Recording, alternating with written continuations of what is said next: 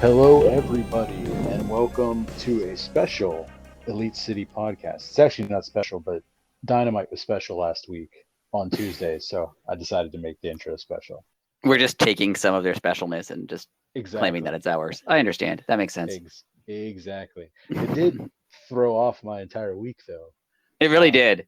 Yeah. It felt I kept thinking it was later. Yeah. And it also felt like it happened like 3 weeks ago. Yeah, like when today I think I told you when you sent me the notes for like the layout that we're gonna do. Yeah. I was like, I completely forgot everything. Like now that I read it, I remember it. But like if you would ask me unprompted what happened on Dynamite, I would have no memory. And not that it wasn't a good show. Like I'm not saying it was not a memorable show.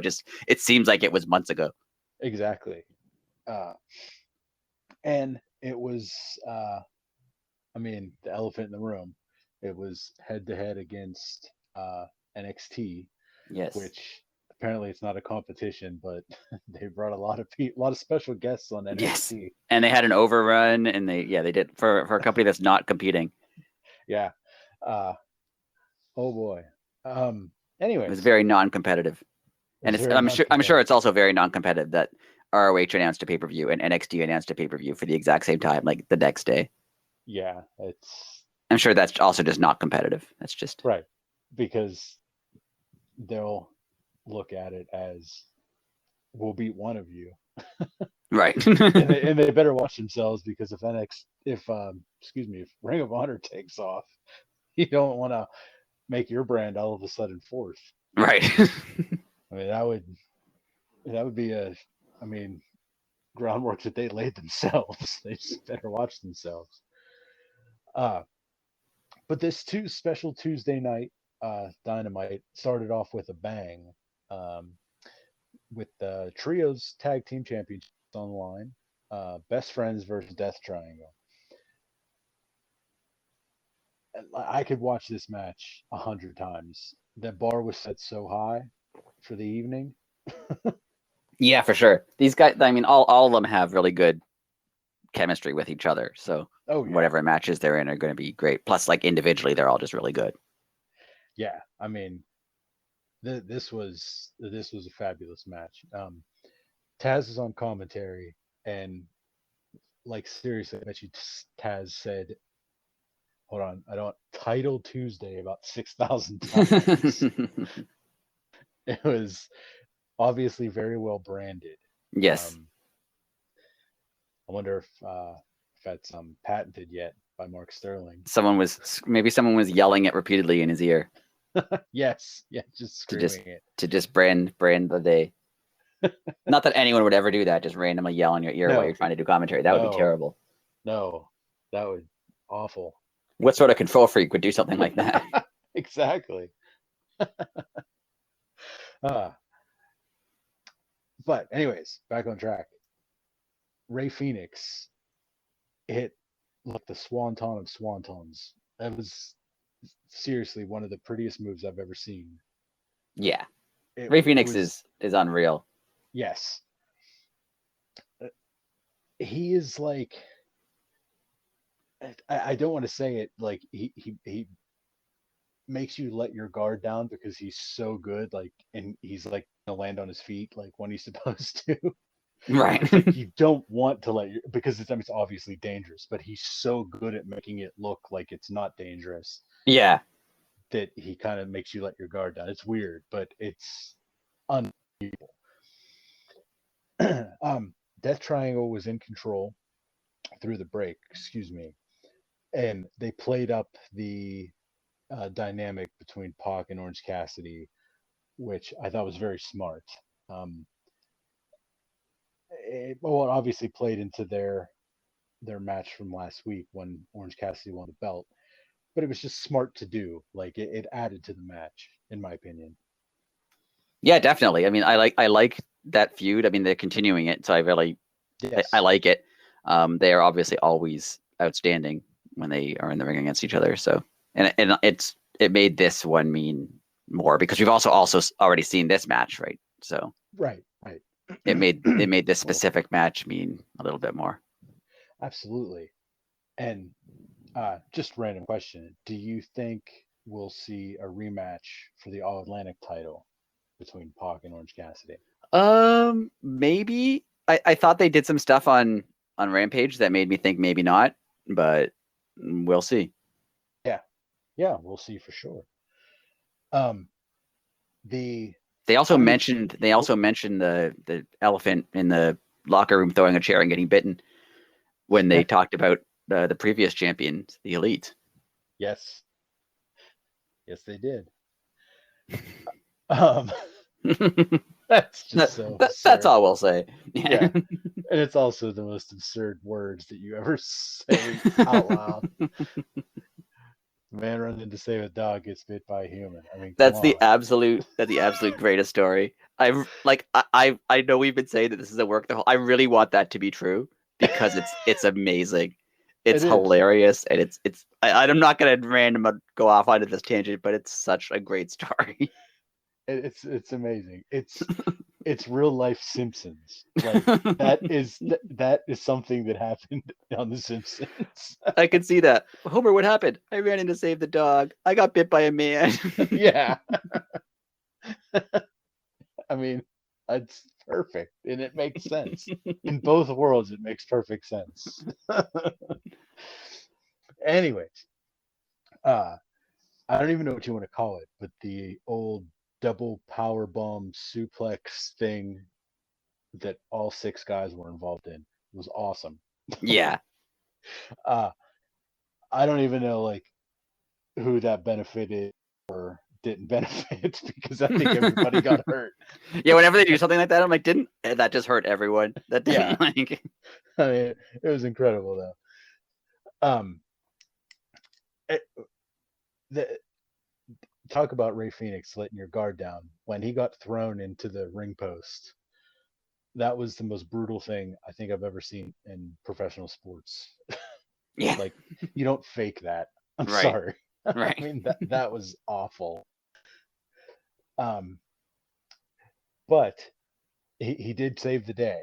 He came in and he took the ring hammer from Pac, who was going to use it on Orange Cassidy, um, who then hit the Stun Dog Millionaire, who then Phoenix had to make the save.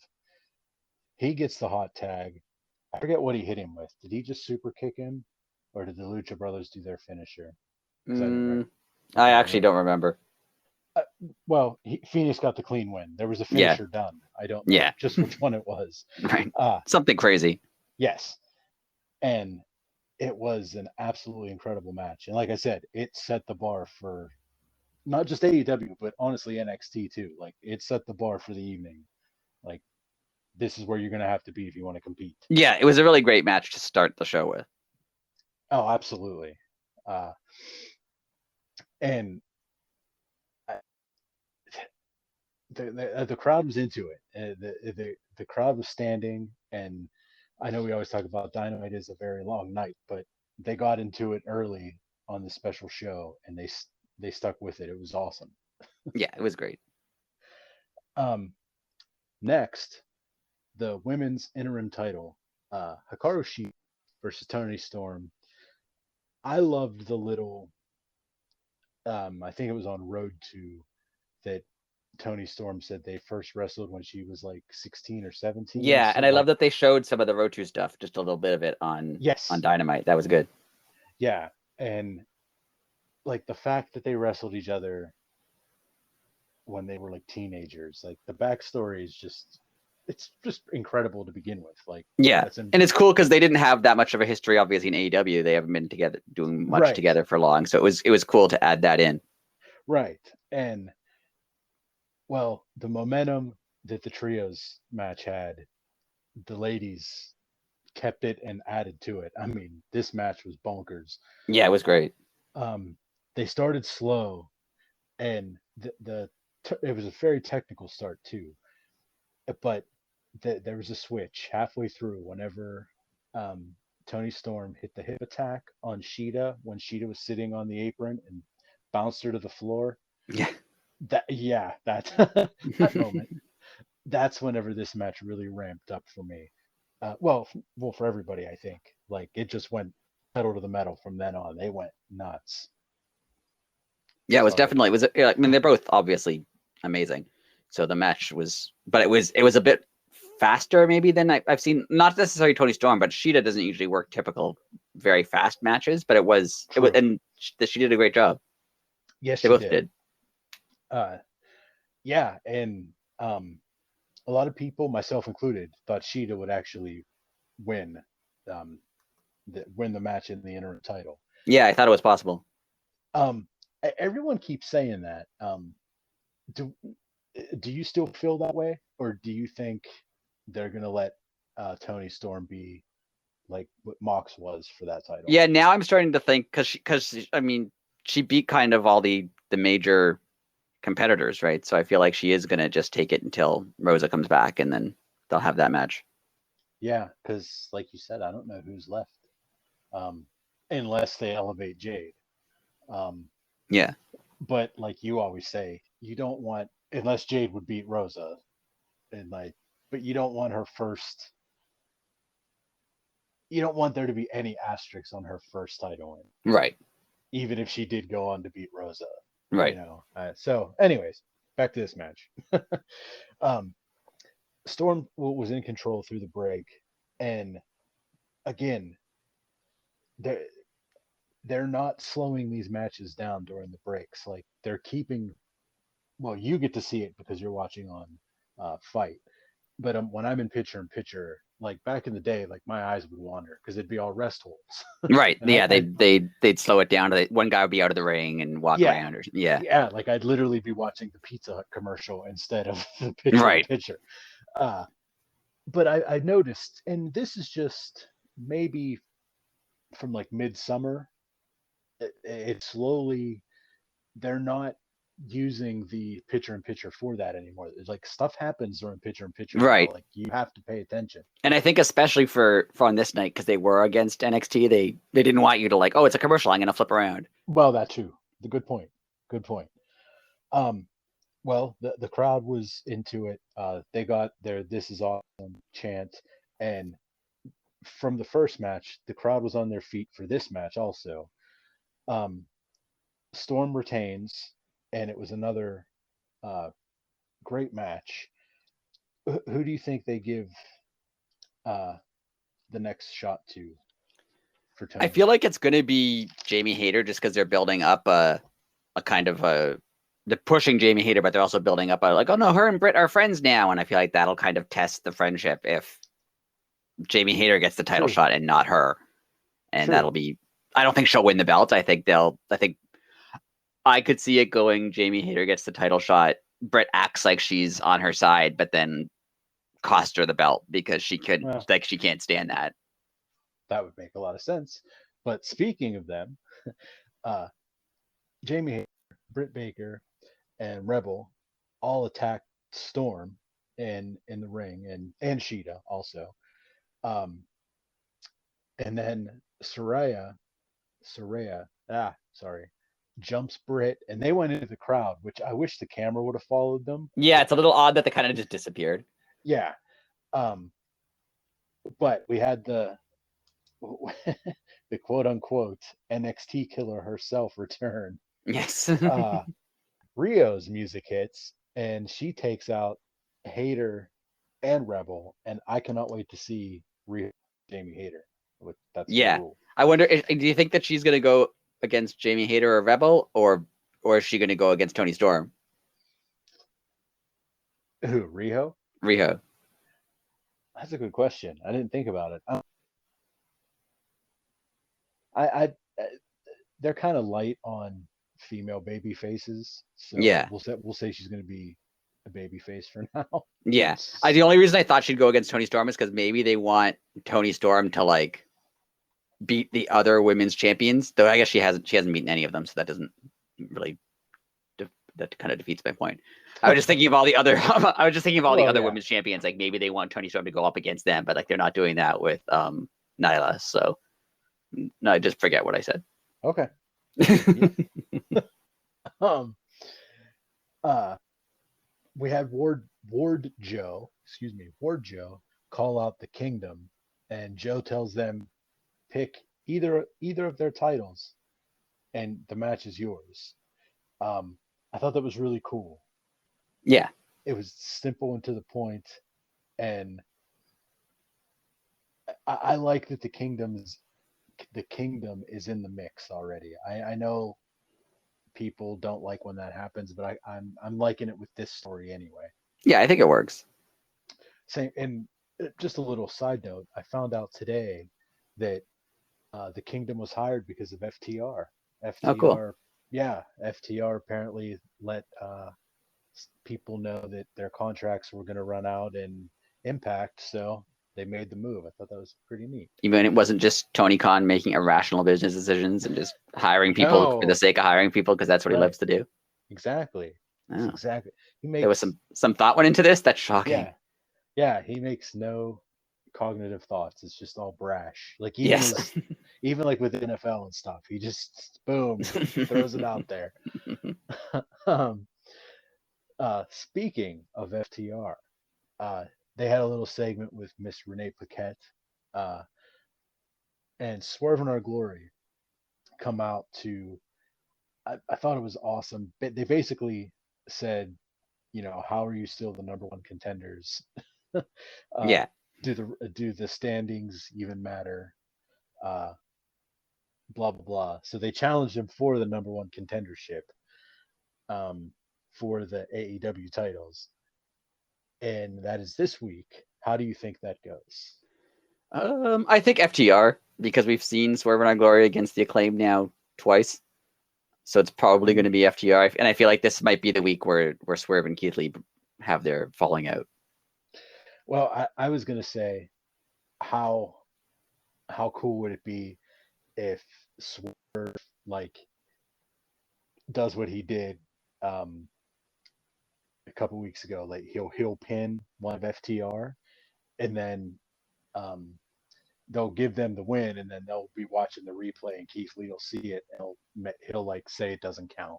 Yeah, that could work. That would be cool. Or if you're so good, do it without me. And then right.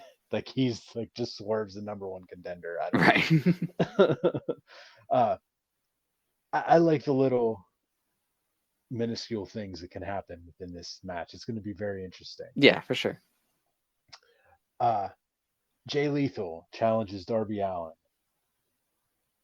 and I didn't think that I needed a feud like this, but I'm invested. I really am enjoying this. Yeah, and I didn't expect it at all, but it was cool. It's just fun. It reminds me of, like, I know we always talk about like the old 90s wrestling. Like, it has that vibe. It's like a guy cuts a promo on the other guy, and then the next week is the response. Like, even though it's the 21st century, you could just literally talk to each other in real time. Yeah. I don't know. I think it's cool that they're keeping that dynamic. Like, we heard from Jay. We heard from Jay. Now this week we'll probably hear from Darby. It's going to be super cool. Yeah. Now, what we're getting into a segment that is this where Darby got beat up, or is that was that a different segment? I don't think Darby got beat up, did he? I just thought he challenged him. When was the week when Darby got stuck under the door? Was that this week, or am I? Oh wait, that did happen. Or did that happen on Rampage? I don't remember if it was Rampage or Dynamite. You're right, that did happen, but I don't remember what show it was on. I don't know if I have it in Rampage notes here, but that definitely happened. No, I don't. It must have happened here. Man, I zoned out twice. I apologize. Yeah, this had that spot of his leg sticking out in front of the door, and then Jay Lethal put the figure 4 on them. Figure 4 on him, yeah. And I didn't put that in. I'm sorry, I didn't put that in your thing. I put my next bullet point is figure 4. that was funny. I liked it. It was amazing. It really was. Yeah, that whole whole ending to that, it was so absurd in like the best way possible. Yeah, it was great. Uh, now, do you think we're going to get something from Darby this week? Going back to that. Yeah, I think so. Sting hasn't been around in this feud, so maybe we'll get Yes. something with him and Sting. I'm not sure. And apparently, Jay Lethal knows Darby's one weakness, Yes. which you kind of have a theory if you want to let it out of the bag. Yes, this is my. I don't know. I don't think this will happen, but the way I would want this to happen is how there's always been fake Stings, like there's always been someone dressing up as Sting or Yes. pretending to be Sting.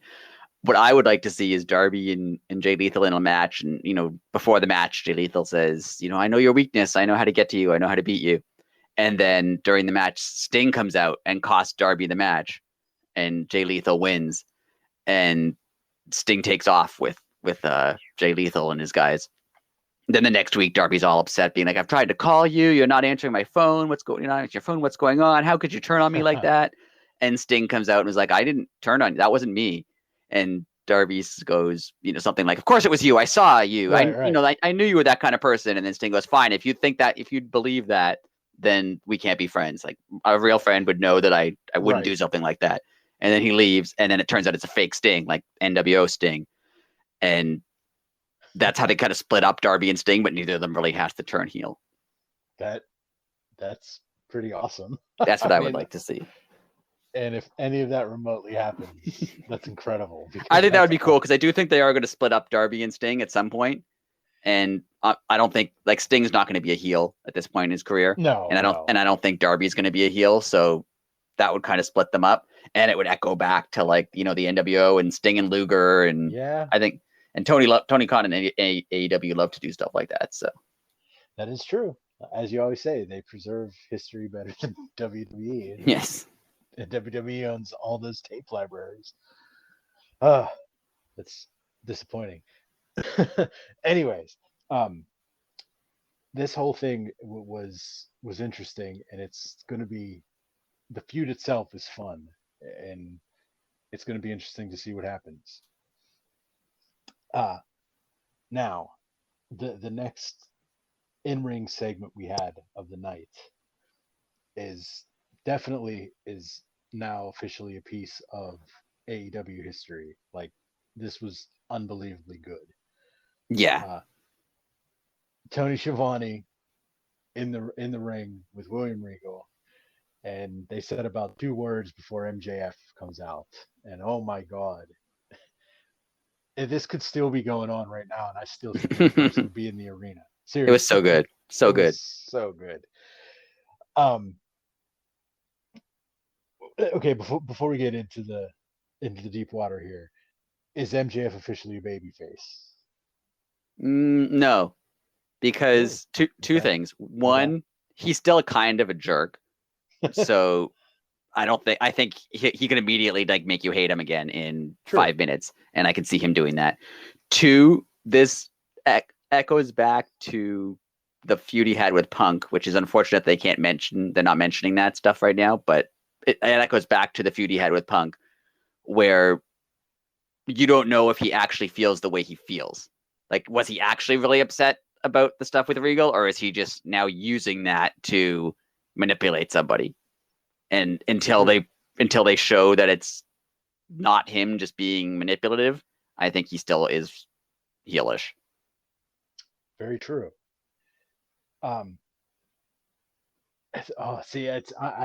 He's in that gray area for me. Yeah, I mean he can get cheered in an instant too. Like he managed, like they were booing William Regal by the time MJF was done. That was masterful. Well, let's get right into it. MJF tells everybody, I think, for the first time we all learned this, that Regal almost got MJF a job at WWE. Excuse me. And he says he kept the email, which it sounded pretty standard. I mean, I doubt that it was like up and ready on his phone, but I bet you he may have had it. Right. and this is where Regal was just incredible, because Regal didn't respond one time, but just his facial expressions. He didn't need to say anything. It was perfect. Oh, it was so good. Uh, but it the email said something like, "Hey kid, I think you've got it, but you're still a little green. Send me a tape a month, blah blah blah, and I'll review it and we'll go from there."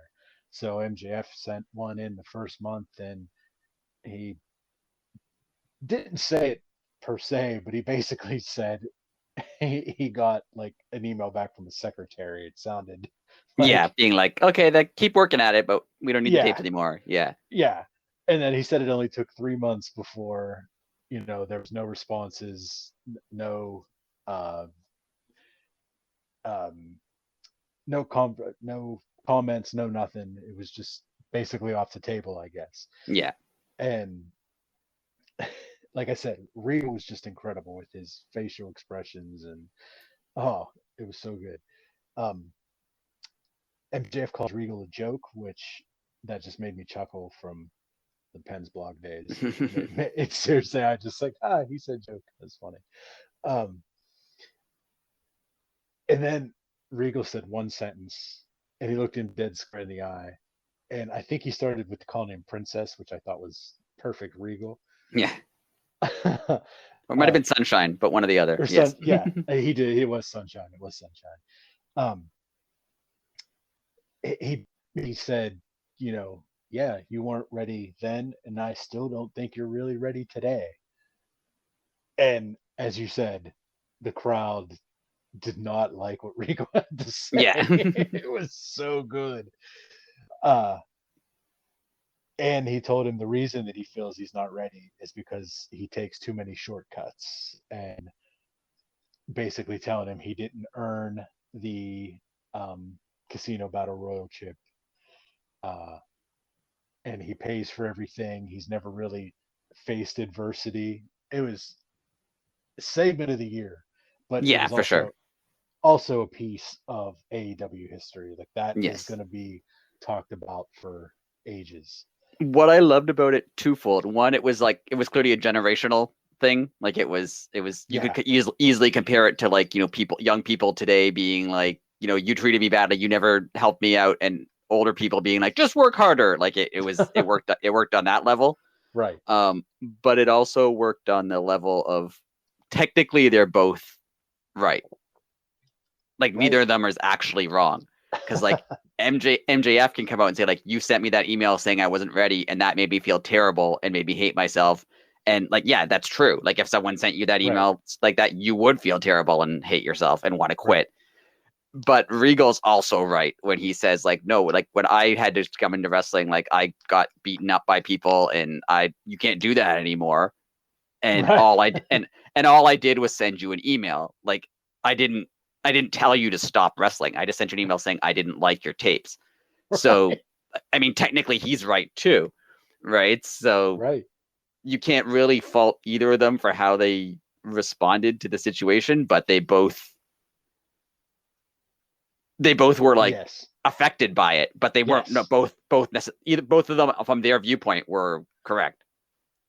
yeah. It was, oh, so freaking good. And like a younger audience will probably naturally side with MJF, because there's been all kinds of times when younger people are told like, no, you don't. I walked uphill backwards in the snow. Your life isn't hard, Right, right? Like right, they've heard that their whole lives, so they'll naturally be more on MJF's side. But also, William Regal is a legend, and he did a lot of stuff, and he didn't actually do anything bad. Like if WWE didn't want to hire him because he was too young, WWE didn't want to hire him because he was too young. Like what's Regal going to do about that? right. Right? Yeah, Like, like Regal didn't hold that much power there. Like, right.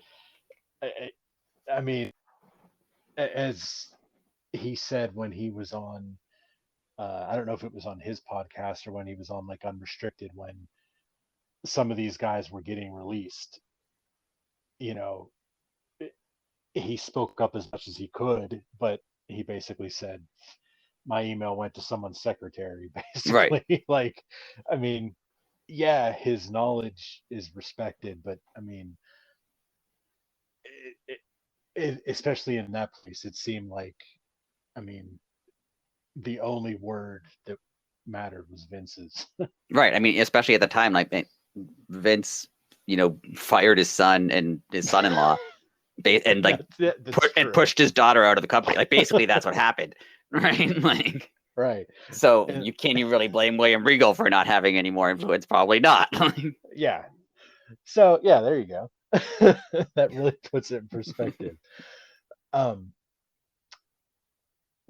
yeah, the promo itself was, and I know people get mad at, oh, they keep mentioning WWE, but like, of course you do, because it's AEW didn't exist 3 years ago, and the only company that has in most people's lives, like right. anyone who's a wrestler today, who's like 40 or younger, that's the only thing that they ever had. Like WWE has been WCW went out of business 20 years ago, so MJF could not have thought of anything other than WWE when he thought of professional wrestling or sports entertainment or whatever it is. Like, right. Obviously he wanted to work there. So obviously he's going to bring it up. He's not going to say, 20 years ago, I dreamed of being AEW champion. No, you didn't. It was not a company. It didn't exist. Right. So clearly he's going to mention WWE, and everyone knows William Regal worked there. It's not a surprise. So I think it's not only is it perfectly fine that they mention it, like it makes a lot of sense. Yeah, totally. That's the part where we always say that AEW respects WWE history better than WWE. Like, you have to recognize it that way. Like, what are they going to say whenever Cody comes back? Are they going to recognize that he was the TNT champion? Probably not. Right. But, they've said on AEW that he was I think he was the Intercontinental champion. But yeah, like they acknowledge, like it's just weird that you would hate something that you claimed you're not competing with so bad. And I mean, I kind of get where they're coming from, because if you talk about Pepsi and Coke, like Coke never mentions Pepsi, but Pepsi mentions Coke because they're the second brand always mentions. But when it comes to history, I mean, like if a guy's in the NFL, they don't ignore what he did in college because like, oh, we don't want people watching college football. Like they're not going to. No, of course they mention that. Yeah, and like again, it's weird how you brought it up that there's like literally a generation of kids that have only watched WWE. Well, they apparently don't watch much other sports, right? Because when people jump ship all the time, and like when all these AEW locker room quote unquote rumors or whatever you want to call them are stirring, to think, like you always say, they don't know how contracts work. Like that blows my mind. And secondly, like if you just watch a pro sport, contracts run out and the grass is always greener to whoever pays you more. Yeah. I mean, come on. It just bugs me. Anyways, Renee Paquette backstage, sit down interview with Bryan Danielson and Wheeler Yuta. Are you liking these Renee backstage things, or would you rather have? Do you think she stole Lexi Nair's thunder? Is what I was going to basically say. I think she stole Lexi Nair's thunder, but I also think she's better than her. Like Renee's really good, and yes. I know when people this is an extension of the AEW originals versus ex-WWE guys. Like some of them are just they're better at their jobs, and Renee is one of them. Like she's really it's like we said before, like when you're not going to say, oh, Bryan Danielson's here, well, we're not going to put him on the show because we need time for Serpentico. Like they're not going to do that. Right. And not a shot at Lexi Nair or Serpentico, but like some people are more experienced and better at their jobs. And like, yeah, I'm happy Renee's there and she does a really good job with it. So I can't be upset that she's on. Yeah, I mean, Renee is so good and so believable. Like she could deliver you like the nightly news. She covers it like it's legitimate, but also yes. she responds to what's happening like she's an actual human being, which a lot of interviewers, and I heard her talking, I don't know if it was on her podcast or someone else's, she was talking about how when she was in WWE, they didn't want her reacting to what the wrestlers, the sports entertainers were saying, because they didn't want them they didn't want her taking the focus off of them. Her job was basically to stand there and hold the mic and ask one question, and then they would talk. Which makes me think, why do they have her then just have the wrestler just hold the mic? Like, there's no need for that. But like, she is a person, so of course she's going to, if someone says something, she's going to respond to it. And she is really good at being professional and like a an announcer. She's not insulting them or she's saying, when she responds to things, she does it in a professional way. But she's like a television interviewer would be with any other person, not in wrestling. Yeah, she's on another level, and you're right. It is like journalistic. Like, if someone was interviewing, if someone was interviewing a politician or whatever, they're not just going to like ask one question and then stand there and let them talk. They're going to interject with things, and that's what she does. And like you said, like, no disrespect to Lexi Nair, but Renee does become part of the interview as opposed to just conducting the interview. Right.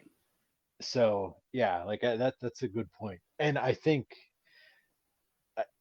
this is just a stopgap, and she's going to be the host of one of those non-wrestling reality-based shows. Yeah, I can't see them hiring her and only having her do like 5 minutes of backstage interviews every show. Like, I feel like we said this before, like, she's going to do something else.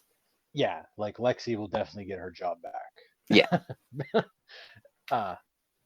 But anyways, it looks like there's a little dissension in the Blackpool Combat Club. Your thoughts? I really liked Wheeler Yuta here when Bryan Danielson was saying something along the lines of like, I was disappointed that Danny Garcia, turned on me or attacked me or whatever. And really, Yuta's like, what did you expect? Why did you think he wasn't going to do that? Like, I thought that was a really good response to that. Yeah. Like, yeah, he's allied with Chris Jericho, and like, why did you think he was not going to do that? Like, what were you thinking? I liked Wheeler Yuta here. He did a really good job. Yeah. Basically said that Garcia used Danielson, blah blah blah. And do you think we're gonna get a little inner faction feud here between Danielson and Garcia? Yeah, I think not Danielson and Garcia, Danielson and Yuta. Yeah, I think this could be like they're gonna be bickering at each other or upset with each other or like, something. And I could see William Regal just being like, just have a match, like, stop complaining and bickering at each other and just go fight each other. Go bananas, yeah. Yeah, and that's what's gonna happen. I could see that. I would like to see that. That would be very cool. But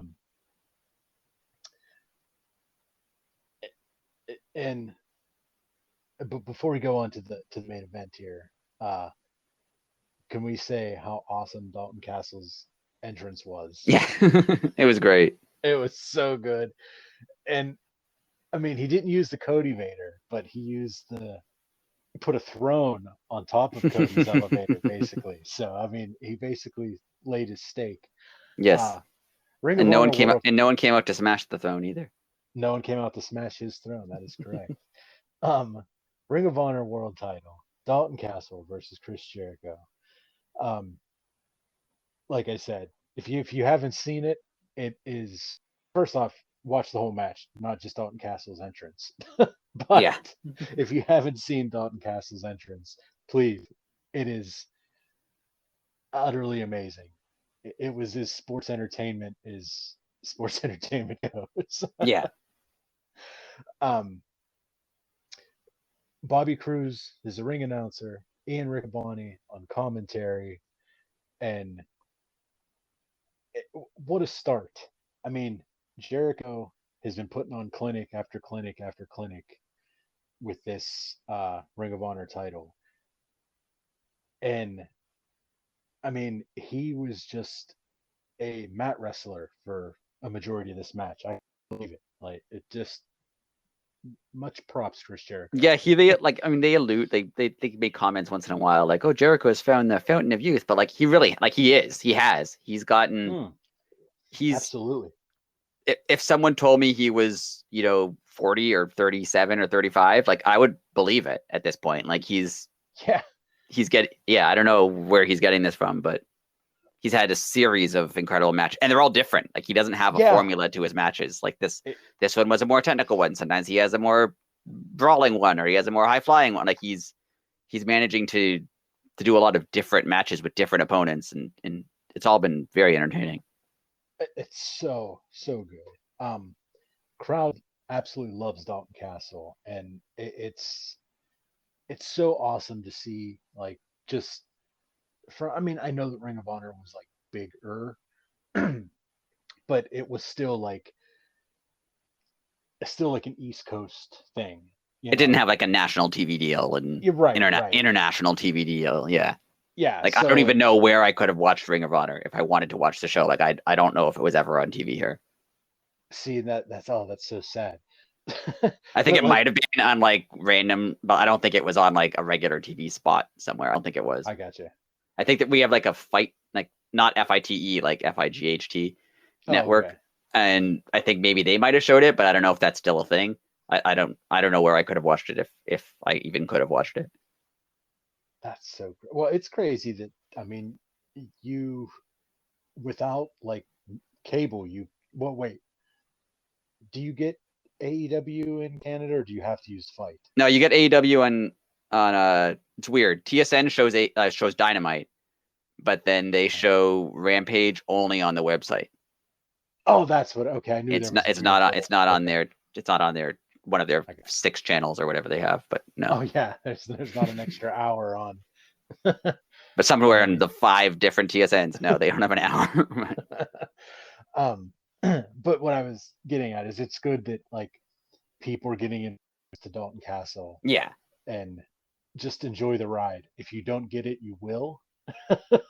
Just don't write him off. Like he's a treasure, and it's just great to see. He was in control through a lot of the break, and as soon as we came back from the break, Tony Schiavone kind of made a reference to Punk by saying there have only been 2 people to have ever held the AEW and the ROH titles. Thought that was very interesting. The weird thing when he said that, I forgot that Punk won the AEW title. So I was trying to think, like, who is that other person? Like for a while, I was like, who is that? And I was like, oh yeah, okay. Yeah, that's pretty insane. Especially for someone that they're not talking about right now. I thought that was a cool little Easter egg for some foreshadowing. Yeah, and they also mentioned, like what we said, they mentioned the Elite earlier in the show. Yeah. So. I mean, aren't they? They're all getting fired, right? That's what Twitter. Definitely, I'm surprised they haven't been fired already. Right. If you ask the internet, they should have all been fired immediately. Yes. That is. Anyways, we're not going to get into that. I was going to go off on a tangent, but we're not going to. As you said, great match. Earned their "This is awesome" chant. The Judas effect that Jericho hit. I know shouldn't joke about concussions for what happened in the main event, but I don't know how Dalton was not concussed, because he basically elbowed him in the back of the head as hard as he could. I mean, it hit pretty hard. Yeah. But Jericho retained.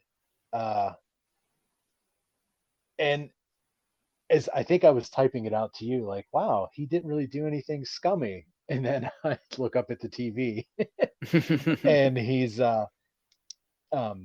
takes out Ian Riccaboni and then pile drives Jerry Lynn. Yes. So I don't know where this is going, but I'm thinking, I hope he takes credit for now beating Jerry Lynn, former ROH champion. Like, I think I hope he counts that as like, I beat him. I cross him off. I beat him. That counts. See, that would be perfect, Chris Jericho. Yeah.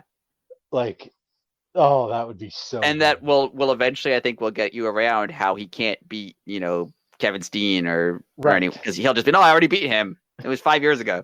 I beat him. It was great. Right? Oh, please let that happen. That's gonna be so good. Oh, it's gonna be so good. Jade Cargill, probably the coolest promo of the night. It was like 3 sentences, where she, which I thought was great, because I'm going to go down, I'm going to go on the record right now and say this is a wink and a nod to CM Punk, where Yep. she, for some reason, had a problem with Tony Khan, but went on national television to tell him about it. But she wanted her belt back, and she said she's going to overtake the show on Friday if she doesn't get her belt back. I thought that was super cool, a wink and a nod. Yeah, it was fun. Yeah. I also like that they did a like a photo shoot with some of the AEW people somewhere. I don't know where it was, and Jade had the TBS title for the photo shoot, and then after those photos were tweeted by like the AEW account, Tony Khan tweeted Nyla Rose being like, "We had to use a Oh, fake title for this photo shoot, thanks to you. We had to use what's it, like a souvenir title for this photo shoot, thanks to you. How dare you?" Like he made a point to like sew up that plot hole. Like, why does Jade that have the belt was in the photo? Like, it was good. that was incredible. That's incredible. I did not I know could see that. the AEW tweeted that, him being like, "Oh man, she's not supposed to have that belt. Okay, quick." Yeah. But see, always thinking, There you go. always thinking. Um, Now that we're gonna get into the main event, the world title match, it unfortunately is gonna go down because it's gonna have big asterisks by it. Uh, thank goodness Hangman's okay. He Yes, it looked much suffered, worse than it apparently yes, turned out to yes. be. So He suffered somehow just a concussion, and we'll get into it more. But it looked, as you said, it looked way worse than it was. Um, but for the AEW World Title, Jon Moxley versus Hangman Adam Page.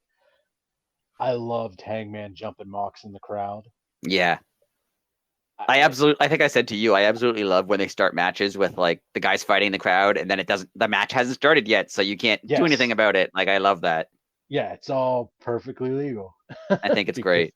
it's wonderful. Regal on commentary, and it was pretty much chaos for I would say a solid 2 to 3 minutes. Like seriously, it was super cool. It was a really, and I know we say this a lot, but it was a very like late '90s Yes, or start to a main event match. Like, this is how Stone Cold Steve Austin would have started a match. yes, and of all the things, like of the move that Hangman got hurt on, as opposed to him doing a moonsault off the balcony, Right. it just like when he did that, I was like, oh my god, that was insane. And then it just shows you how It really does show that, you how like even the small, like, first of all, everything they do is incredibly dangerous. Like, even the smallest yes, yeah, thing, and how like someone can like, honestly, I feel this way about hockey a lot too. Like, oh they're yeah, skating around at fast speeds with like sticks and blades on their feet on ice. Like, how, like, really, I'm yeah, honestly surprised they're not getting hurt every single night. yeah, Like, it's the same with wrestling. Like, the way that they fall, and like someone like Phoenix or Darby Allin, like, how are they not getting hurt every single time they yeah, go out? Like, it's always within millimeters. Like, it's all like, even the yeah, moonsault off the balcony. Like, if he had missed by 6 inches, it could have been yeah. horrible, right? Like, how do these things not happen all the time? And like to just think about that, like, I mean, I know they're in great shape and I know all that, but like if you took an average person and was like, all right, here's this 11-foot balcony, do a backflip off it. Oh, you're gonna land on the concrete too. Like there's no crash pad. I feel like There's if you just told a regular person, just jump off of it, like, don't even do a right. backflip. You just have to jump and just land on this specific spot and not Well, anywhere yeah, else. Because like, yeah. even if it That was just like, oh, just land on this, like, most people couldn't do it. I agree. I mean that it was an unreal spot. Um, Somehow in all that hubbub, Mox got busted open, and Shockingly. shockingly. But that's what I was just going to say. And ironically, that's not the joke because so much stuff happened when they were in the crowd that they missed Yeah. that, like, we don't know really how he got busted open Yeah. yet. Um, it's like I'm looking at my notes. We're getting to that point. Like I said, the match was very physical. The crowd was standing, and then they went back and forth. And what seemed like a simple clothesline, I mean, he Hangman got hit either in the temple or on the button, but I mean, he went out cold. Like And immediately. Yeah. immediately. Much credit to the AEW staff, the medical staff, the referee staff. I mean, it I think I even texted you when they rang the bell. I was like, "Oh, this is a work," Right. because they're not going to ring the bell. You know what I mean? Like, Yeah. I mean, the fact that the referee noticed it as right, quickly as he did was pretty impressive because, I mean, it's wrestling, right? People sell things all the time. Like the right, fact that he could tell the difference between selling and being knocked out that quickly, like without the yes, benefit of, multiple camera angles and stuff like we right. had. He's standing in the ring with them, and he immediately knew something was wrong and immediately called the doctor in, which was very good. Oh yeah, it was. Like a much credit given to all them. Especially because, I mean, no, yeah, not even saying no offense to AEW. Like they've had a history of letting people Yeah, wrestle when they probably shouldn't be wrestling. Like Matt Hardy hit his head on yeah, concrete in that yeah. match, and they kind of let it continue.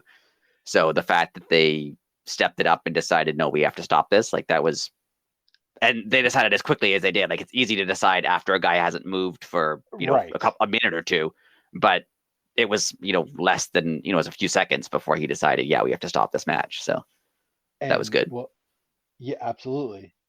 And my next form of credit I'm going to give to MJF and Yes. for throwing together an ending to a show that obviously was unscripted, unplanned, and Yeah, you and could tell that Mox was scared, like for Hangman too, because yeah, even when he was like, "Oh, I hope he can walk again," like that scared me as being like, "Oh, if he's yes, saying that, like he can see him better than I can." I think Mox was just really scared, but like he managed to still do the final ending of the show, and they had to kill time. I mean, there was 10 minutes left by right, the time this happened, so I'm assuming the MJF Mox thing at the end was supposed to take 5 minutes, but they had an right. extra 5 minutes that they had to do something with. So good And for them.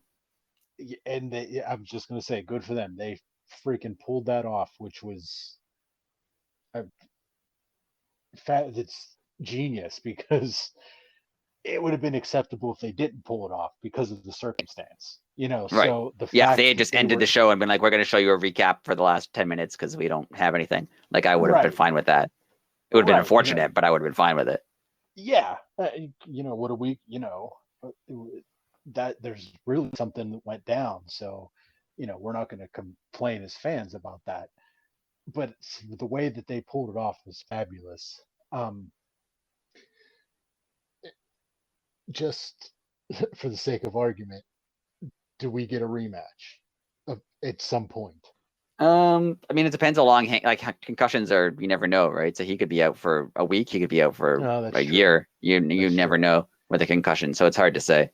That is very true. Because I mean, like Um, Adam Cole's had a concussion; he's been out since like the summer. So, oh yeah, I forgot about that too. and we've seen like in hockey with like Sidney Crosby was out for a year Yeah, with a concussion, so you never know. But then some people are back, in 2 weeks, so you have no idea. it's that is true. It's very scary injury. I don't think I've ever been concussed unless I was when I was very little. Yeah, Have you ever had concussion? not that I know of, so probably Right. not. But I don't know. I mean, in the in the 80s, they didn't seem to care That is about true. It about was concussions, so you never know. That's another thing. It's really good that we're in an age where people care about stuff like this. Like people like they are aware of concussions and how they can be potentially yeah. devastating.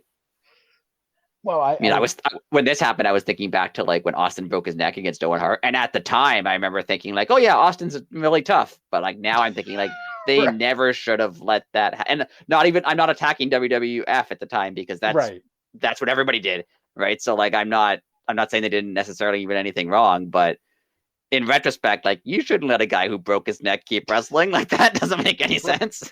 and then walk out of the building. Yeah. Like, yeah, yeah. Unfortunately, wrestling has always had that quote unquote tough guy demeanor because they Yes. were legitimate badasses, Right. and it was like a badge of honor. Like I, blew my shoulder out and I wrestled 4 days in a row. Like, Right. and it was they just wore that like a badge of honor. Now it's yeah, like just for everybody's sake. I mean, look at the amount of wrestlers from the 80s that are gone Right. because of addiction and suicide and depression. Like, And I mean, this isn't I don't want to make this an anti-WD thing because I right. remember a match where first of two matches. One, Enzo from Enzo and Cass got thrown and he's supposed to go under the ropes and he hit his head into the ropes and they immediately stopped it. So Yeah, I that remember was that. that was and there was I don't remember if I ever saw the match, but there was a match where Daniel Bryan at the time was wrestling and something happened. I forget what it was. And Triple H stopped it, and Daniel Bryan was upset. Like he started screaming at him, like, "You can't stop the match." He's like, "No, I have to. I can't let you do Oh this." wow, So so that I didn't know that. That's cool. So it like it was wasn't like storyline stop like Triple no, it was H. like he had some sort of. It was a long. It wasn't the concussion that made him retire for a while, but it was a concussion, and I think he'd Oh, already okay. had one before, and Triple H like he just came out and stopped it. See, that's cool. I have no problem Yeah, with that. that's. I No mean, problem with that at all. I understand that it's hard to work around stories. Like if this was Mox who got the concussion and they had to stop the match, like would they give Hangman the title? Oh yeah. I understand that sometimes you want to be like, no, I can't just do that because that's not what the story like. It happened to work out that Hangman was supposed to lose the match anyway, so it doesn't really matter Right. how he loses the match. But if it Right. had been opposite, what would they have done? I don't know. That makes a lot of sense. That's very interesting because like now technically you don't even have to say that Hangman lost the match. You could just Right, say, he got injured, he was unable to finish. But like there's still story there if you need it. right, yeah. If that makes any And sense. I mean, not to gloss over the actual story that they told at the end with MJF not wanting to take the shortcut, Yes. which Yeah. goes back to what Regal told him, which I thought was really good. Now I'm glad you brought that up because I almost forgot to bring this up. I There's a few people floating around theories that they think that he's actually going to hire Regal next, MJF, to beat Mox. I have heard that. I've heard some people suggest that. Yeah. How would you feel? Like, would you want him to go full blown heel and win it as a heel for the first time? I want him to win it as a. I mean, I don't know if I want him necessarily to hire Regal. I want him to. What I think would be really cool if he like won the belt, but he used brass knuckles or something to do it, and be like, "Hey, you can't judge me. You did that all the time." Right, and then That I could see would something be like cool. that. That would be cool. And then he could just say something like, except when I did it, I was able to win a title, unlike Right. you. Like you've never been world champion. What do you have to say? Yeah. Oh, that would be incredible. Yeah, I don't know. Like, I think they pretty much painted themselves into a corner, MJF himself included, where no matter what he does at this point, he is going to be loved. Yeah. And when he gets that title, unless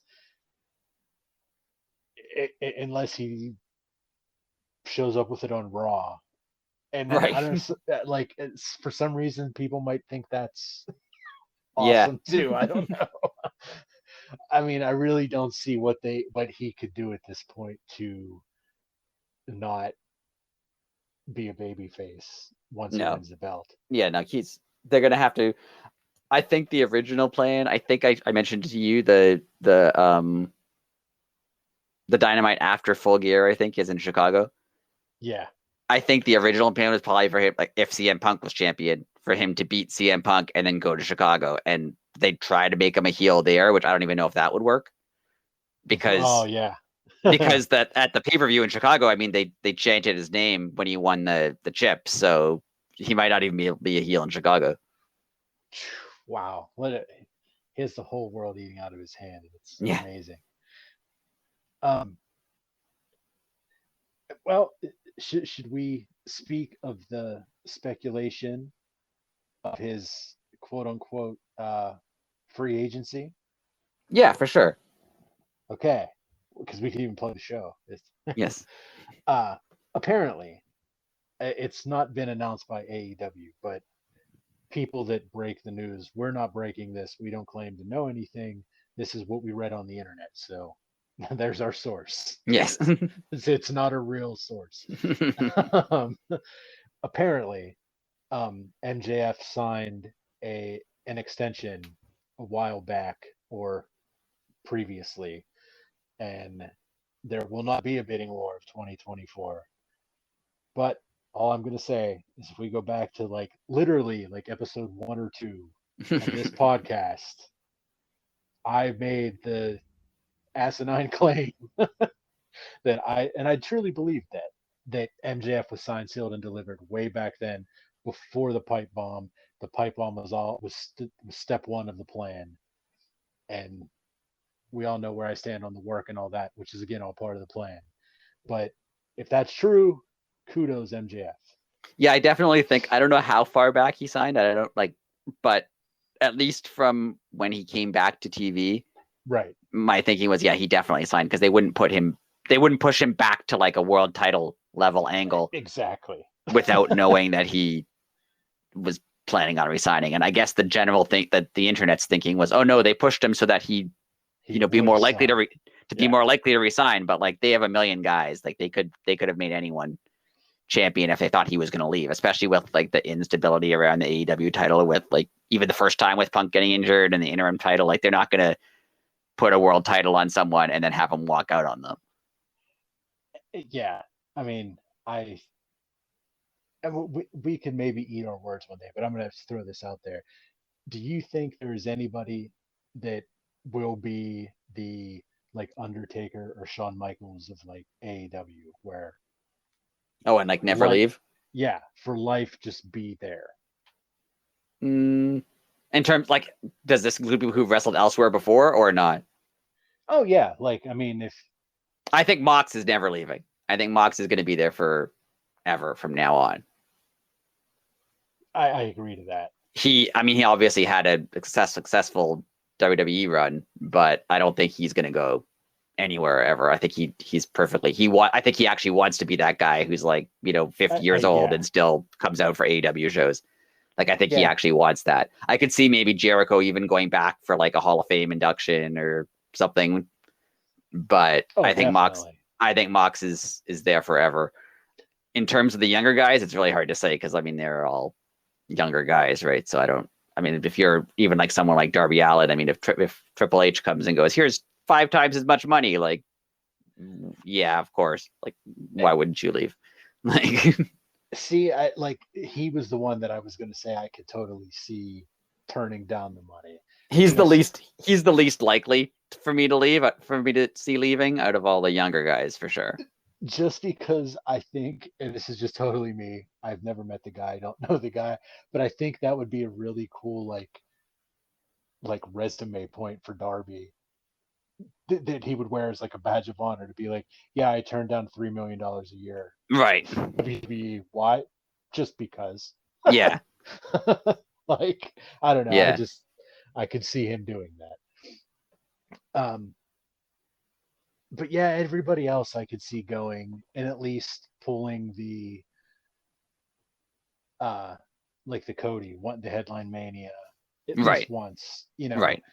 Once that, I mean, like you said, these young guys like MJF, Sammy Guevara, like they don't know anything besides WWE. I mean, they know the indies because they wrestled in them, but they grew up watching John Cena and The Rock. Like, and for the outside of the last 3 years, like when they dreamed of making it big, it was WWE. Like that's the only option they had. So I'm sure they all dreamed of being at WrestleMania and winning the WWE title, and at the time probably meeting Vince McMahon, and that dream doesn't just necessarily disappear. Right. I mean, and the Vince McMahon part does, but not the rest of it. Yeah, and it shouldn't, because I mean, I'm not saying this in a bad way, but like there's a guy that's probably in his mid-20s playing in the AHL right now that might not ever get called up, but he's going to keep playing based on that dream. Right. Like it's funny that I said 25 and I made it sound like he was like this old dude that had like 2 minutes to live. But I mean, if you're in your mid-20s in the AHL, sorry, buddy, the dream's over.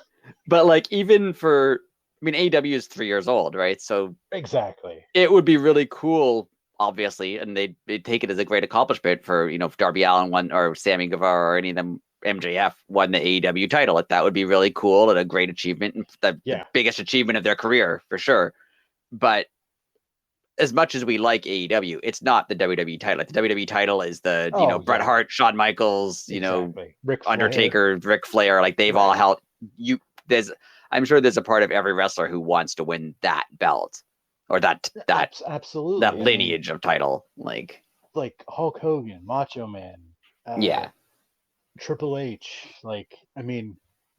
Literally everybody except the Miz was worthy of that belt. No, there was a Jinder Mahal reign in there that I'm kind of questionable, and there was a couple Vince McMahon. There was a couple questionable, but yeah. But you got to admit though, when McMahon was champion, that was amazing television. Yeah. Everybody hated McMahon. It was, oh my god, it's terrible, but the best television ever.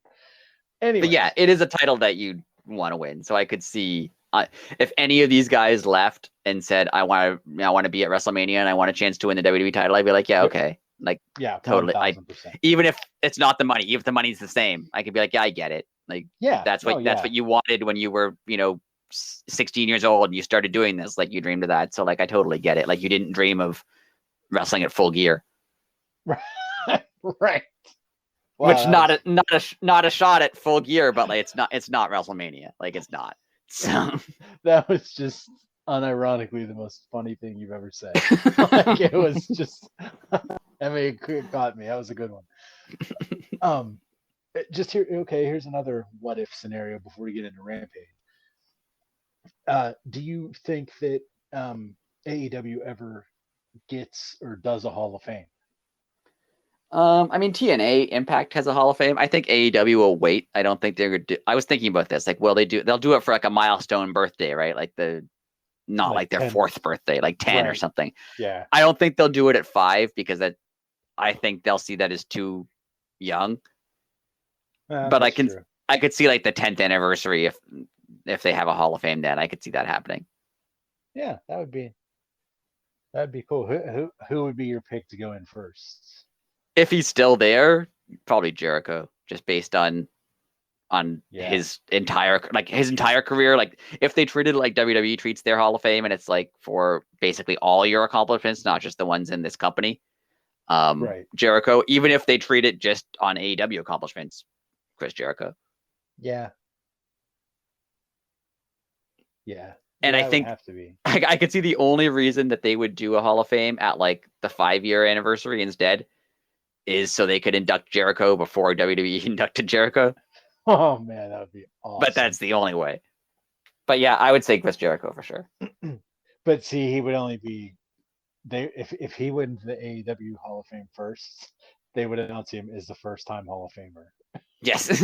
Whereas if WWE puts him in the Hall of Fame, he will be a 2-time Hall of Famer in AEW's eyes. Right. Yes. Which is absurd, but hilarious. Yes. Yeah, like he's an 8-time world champion. Right.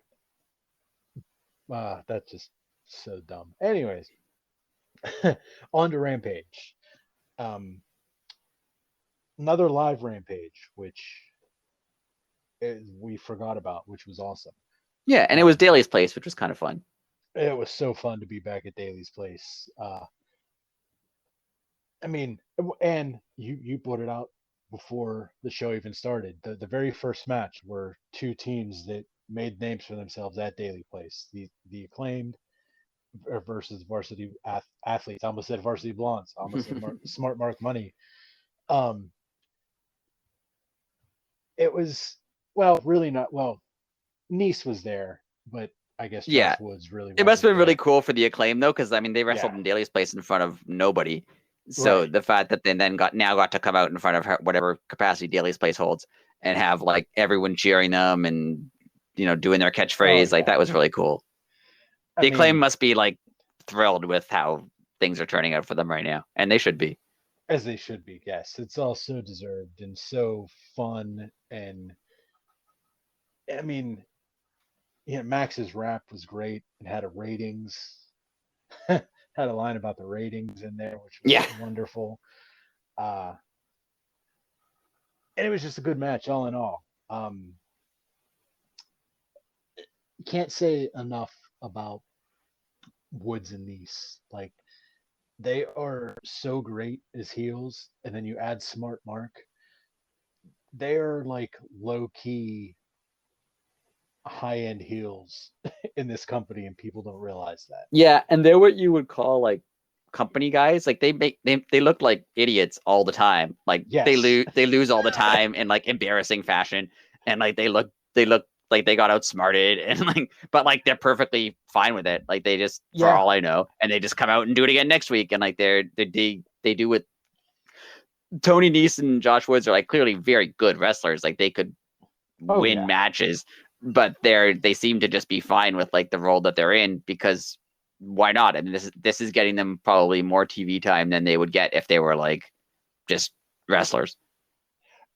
Exactly. And Seems like they understand that. Like they know, oh, being with Smart Mark and being made fun of sometimes is probably better than if I was just generic wrestler A. Right. Um, the thing that I like about it is like I, they're kind of like a stepping stone. Like Yes. you kind of have to beat them to. I hate to say it because it sounds like they're jobbers. I'm not trying to make them sound cheap, but they're like, if you beat them, you're in. Right. Basically, I don't know Yeah. if that's what I mean. But I also think they're setting up that they're going to make a push for something, but I just not yet though. Like there's a reason that they're being used so much. Yeah, I think this is one of the things that is like in my eyes, I think it's holding on for like whenever ROH gets that show. Yeah. I feel like Yeah. they could be a really good ROH team. Oh, absolutely. Just like Jay Lethal gets a lot of TV time, and I feel like that's kind of in the same vein. Like we want to make you a centerpiece of our other show, but we don't have that yet, so we're gonna put you on this show. Right. And that makes sense. I mean, we did kind of get an announcement. I mean, it was pretty vague. Basically, Tony said there's good news coming for Ring of Honor, and did he said 2023, but it wasn't even like early 2023. It was No, just like he said we hope, and he didn't even say like when the show's coming. He's like, we hope to have news for you in 2023. oh Like yeah. So I mean, it was that with a really grain of salt. vague. It was really vague. Yeah. Um. But anyways, back to the match between the Acclaimed Varsity Athletes. Billy Gunn got himself ejected, which I actually thought was cool Yeah, because then it got rid of the stigma that the Acclaimed don't need Billy Gunn. right. Um, the Acclaimed hit the mic drop combination with starts with the super kick. They don't call it anything, do they? I don't think so. Not like the Okay. combination part. No, Yeah. they call the other thing the scissor me timbers, but that's not this. Yeah, but that was the thing they did to Smart Mark, though, right? Yeah, Yeah, that's okay. um, they get the clean win over the varsity athletes. Uh, Daddy Ass comes back down, throws Smart Mark in the ring, and that's when they hit. Which I'm just going to go out online and say it. There's no way that does not hurt both people. yeah. I mean, there's no way. I'm sorry. That just looks like it sucks. I also just want to say I love that Smart Mark is like in storylines, a genius lawyer, but he continues to have his cases settled through wrestling matches. Yes. Yes. Like he's like, Wardlow, I'm settling this, then you're gonna fight 20 security guards. And yes, I have this trademark, but I'm gonna put it up in a wrestling match. It's so amazing.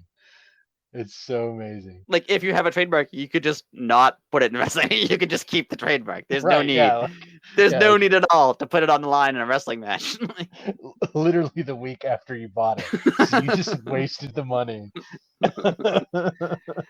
On the off chance that your team wins. Yeah. Right. That's incredible.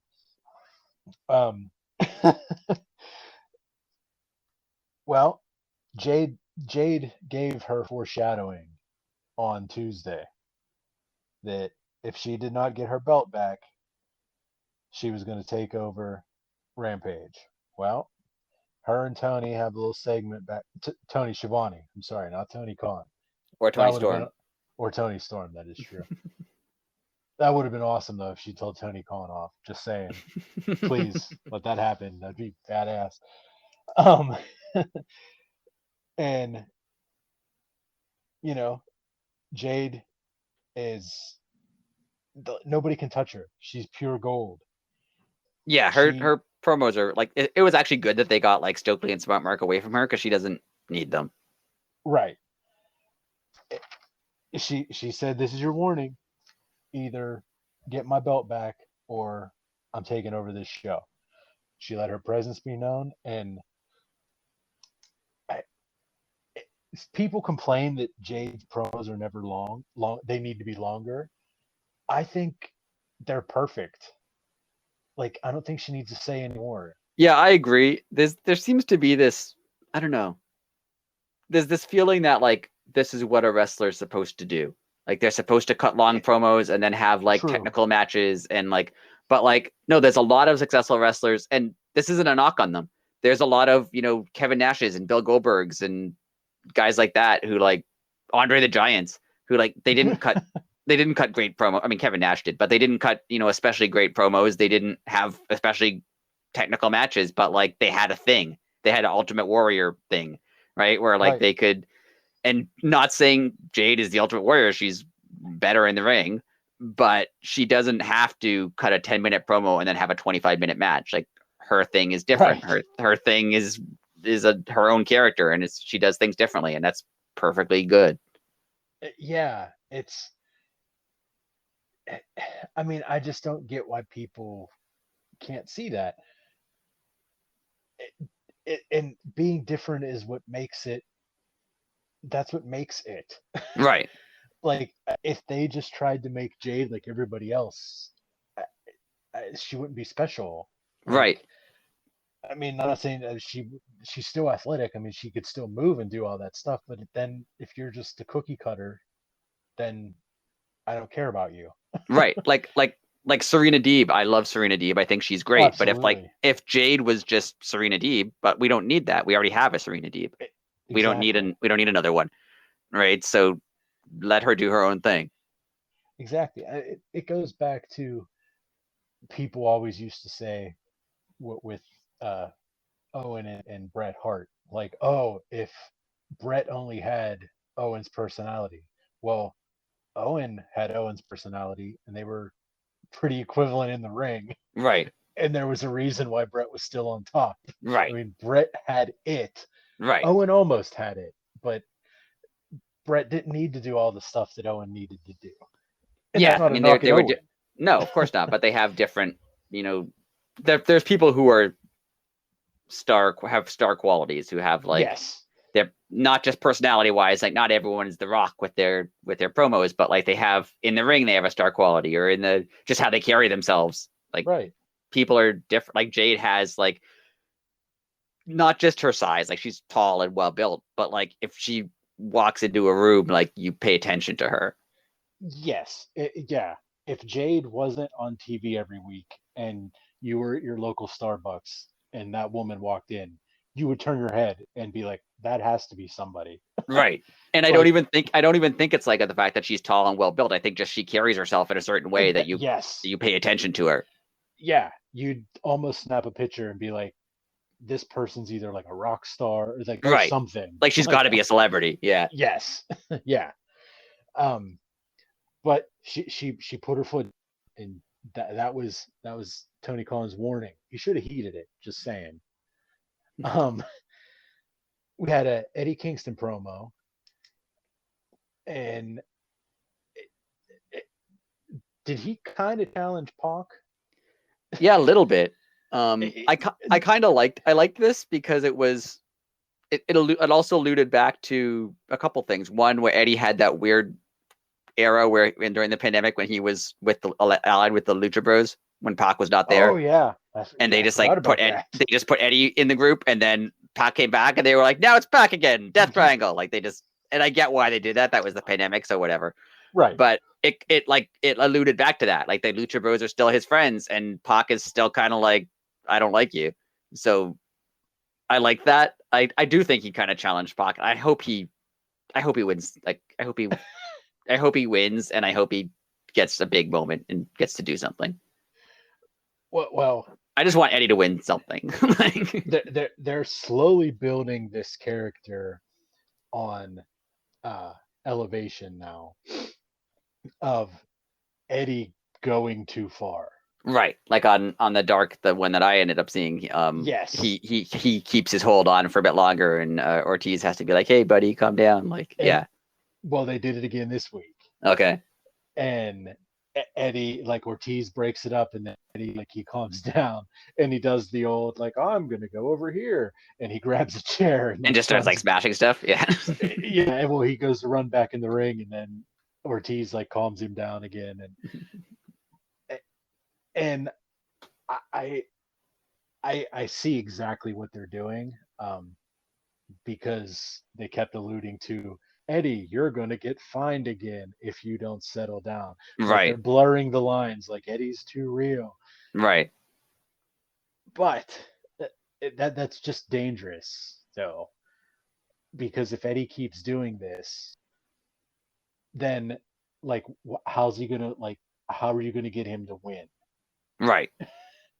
Like, oh, he wins and then he does too much, and then he gets disqualified. Well, then as a character, I mean, we have some suspension of disbelief, but if someone keeps breaking the rules, they're eventually going to get fired. Right. And Like, I'll have to have a moment where he like, I don't know, goes to therapy or has some yeah. life-changing moment where he's like, I'm not going to do this anymore. Yeah. Yeah. So like you can't let it go too far, or you have to have some sort of plan, or like he'll challenge someone to like a no holds barred match and they'll be too scared like that he's going to kill him. Like Right. it can get really dark. Like you just got to be careful, I guess. Yeah. Moving right along, FTW championship match. We're going to give Davari a round of applause because I think he gave Hook his best match of his career so far. He also gave Hook arguably the fakest looking stack of money I've ever seen anyone give anyone. Like, I'm not American, and I know that's not American money. It's like printed on just white paper, right? With black ink. Yeah, it was like someone Xeroxed a 5, and then they just kept making. Right before the show, they're like, "Oh man, we forgot to get the fake money. It's okay, just photocopy some money. It'll be fine." Right. It was so great.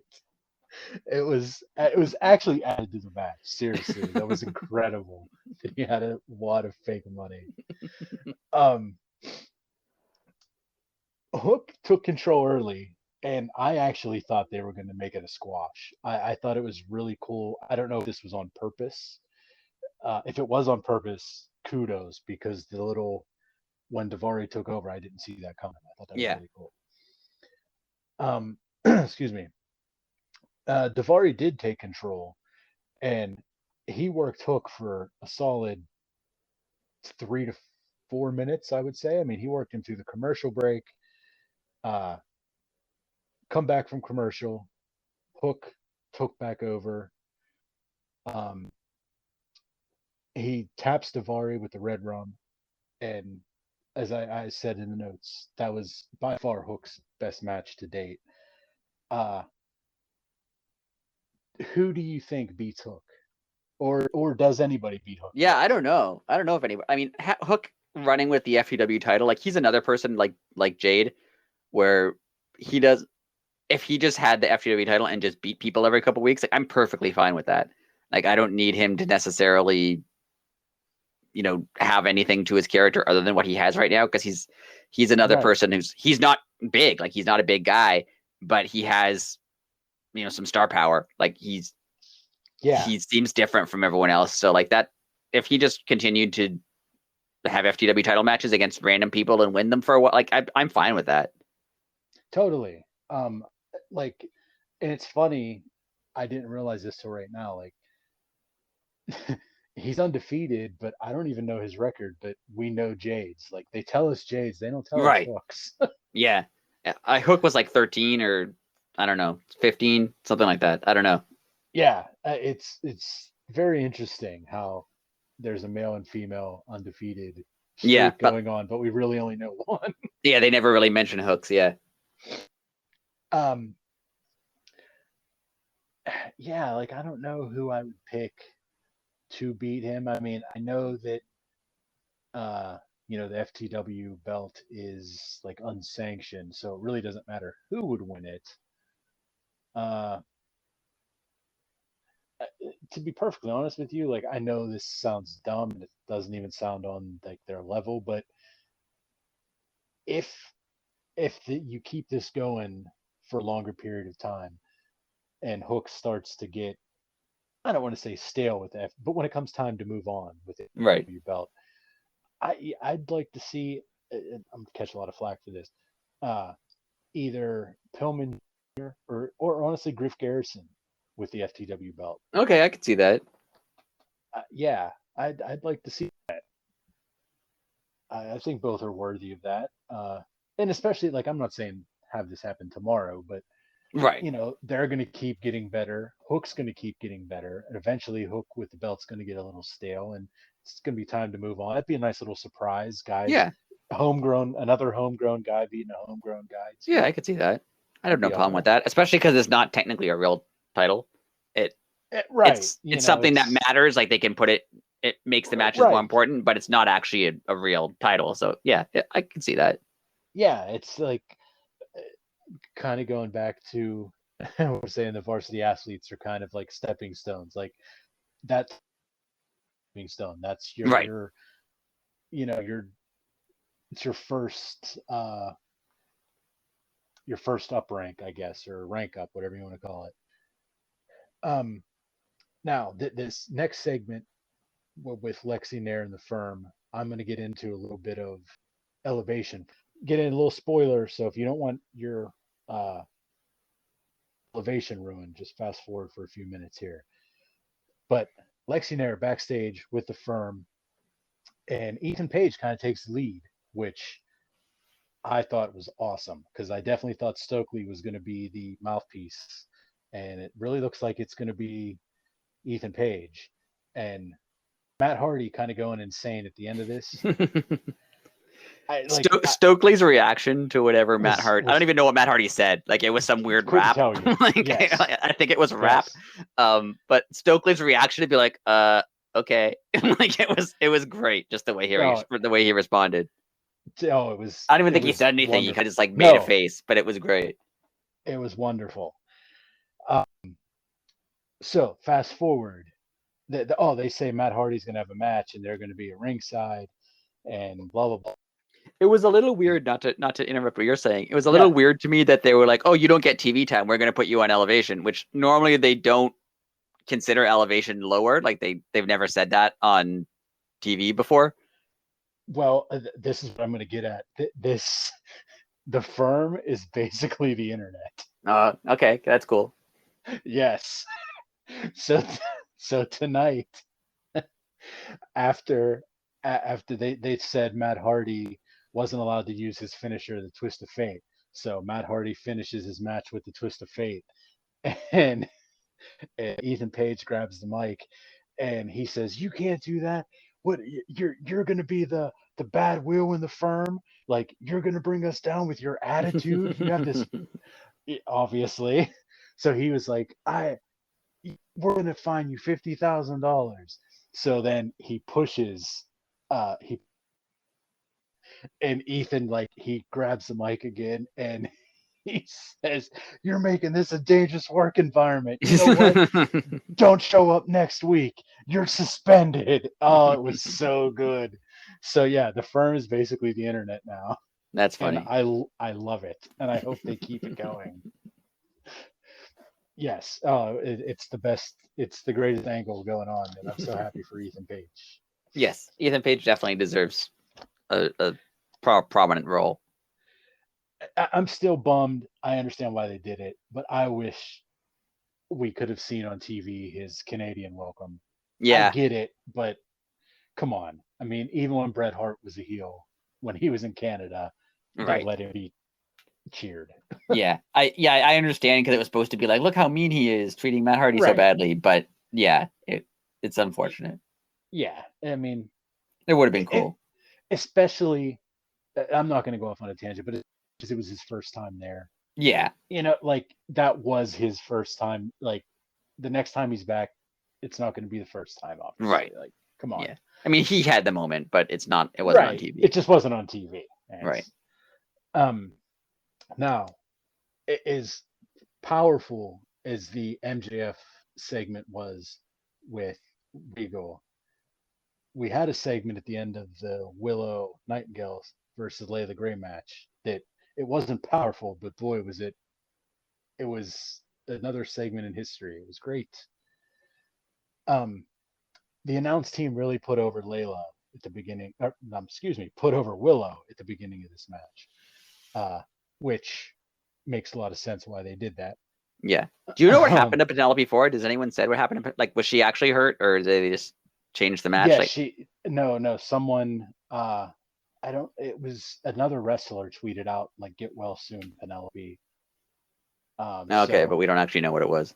yeah, Hopefully it's not bad because she just came back pretty yeah, recently. I So know. Or like when it said get well soon, like maybe she's even just sick. Like yeah, that's always for all said we was know. get well soon. Yeah. Right. Um, but anyways, Kiera hits Willow with a super kick, which if that's any like look into the future for Kiera Hogan, that super kick even looked better than the last time we saw her in the ring. Right. No disrespect. I I mean, agree. yeah, like I mean she's putting in the work. That looked really good. Um, Layla took control about halfway through the match, and this I'm going to give the crowd credit. The crowd, it was like an '80s wrestling crowd. Like they willed Willow back in this match. Yeah, Uh, which it fits too because Willow's gimmick is yes, kind of like it's. I mean, it's cheesy, but in a good way. Like yeah, she's like smiley and friendly, but like it doesn't.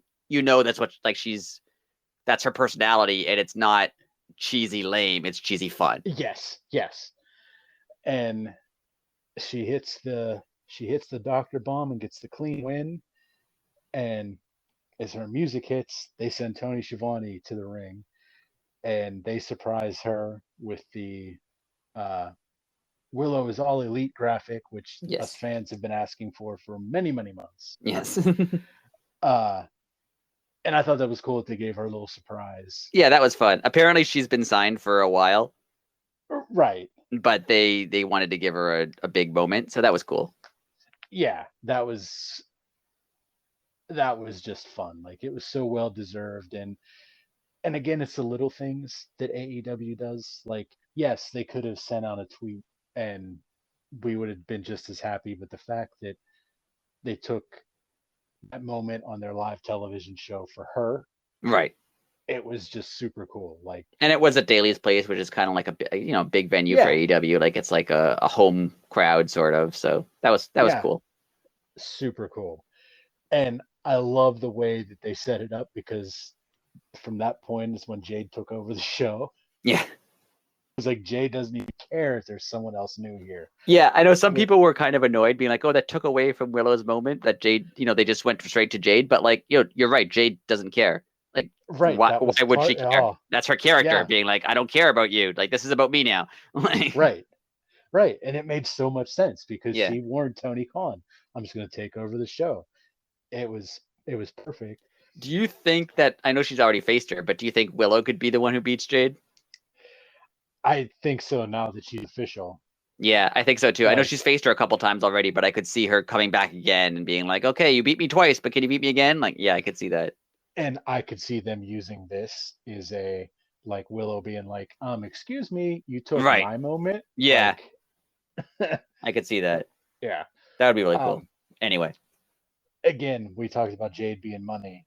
She called Nyla Rose a bum ass thief. Those are the three coolest words ever put together in a sentence. I know this is only an hour show, so this couldn't have been longer. But I would have liked for her to like take over the show for a while, like just to like Right. She'll stay, and another match comes out. She's like, no, I'm not going anywhere. I said, you can do the match later. I'm gonna stay here for a while and just like stay there for 5 or 10 minutes, just like and go to break and then come back and she's still there. Like that would have been fun. That'd be great.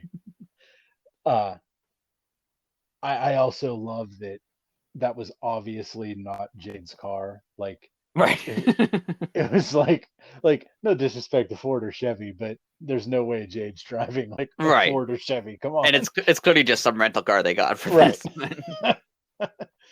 Yeah, and I thought that was hilarious. They got it with the fake money from earlier in the show. Right. That's how they paid for that. Right. The fake money. But we had the probably the all-time funniest main event.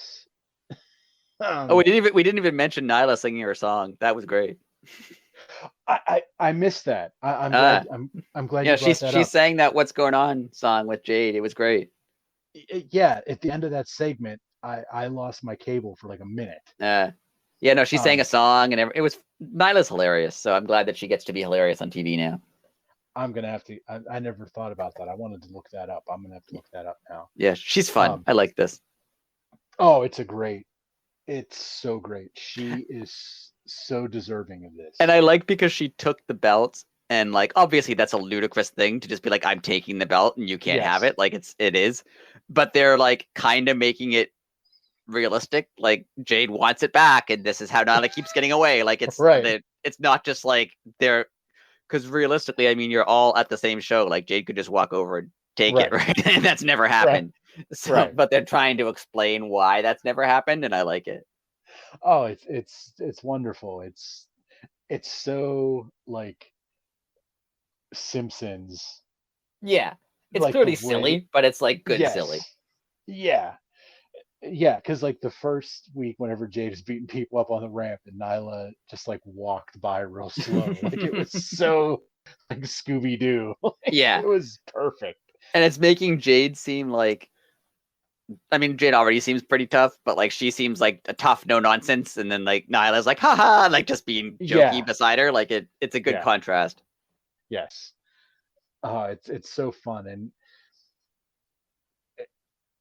it's got to come to a head soon. Like, I don't think they're gonna. I mean, I would love to see them have this go all the way to Full Gear. Do you think it lasts? I mean, my first thought was yes, but that's it's still a few more weeks. How many times can Jade like run away with the title? I don't know. I mean, Nyla run away with the title. We'll have to see. Yeah. It's please let it go for as long as you can, because this is great. Main event time. And as I was saying before I jumped ahead here, Orange Cassidy and Mark Henry. That was great. It was the funniest thing. It's like the second time he's done it to Mark. Yeah, he like just likes to mess with Mark Henry. It's funny. He goes, "Well, it's time. Hey, that's my line." Oh, it's so good. Orange Cassidy versus 10 versus Roosh. Weird setup for this match too, because it was supposed to not be Orange Cassidy, and then he just showed up and was like, "Why don't I be in the match?" Right. And they did it via YouTube or like Snapchat or something. It was weird how they set this up. And the best part of that setup though is when he's like, "Right, Tony," and Tony Khan's just standing there being like, "Okay." Yeah. It was done so well. But weird, strange that weird. Yes. I mean, I guess maybe they thought 10 versus Roosh isn't like a big enough match. But it's weird for Orange Cassidy to be like, "Hey, you guys have an unrelated issue. Do you want to compete for my title instead?" Like, it's a little strange. It just, this whole thing, and I understand the possibility of the Andrade thing, if it's real or not, messing up this whole thing. Right. But as you've said a million times, people already like Roosh more than they've liked Andrade. Yeah. And he's already like, no offense to Andrade, but he's already more interesting. He's already more interesting than Andrade. Right. So to me, it's like, did they have to add Orange Cassidy?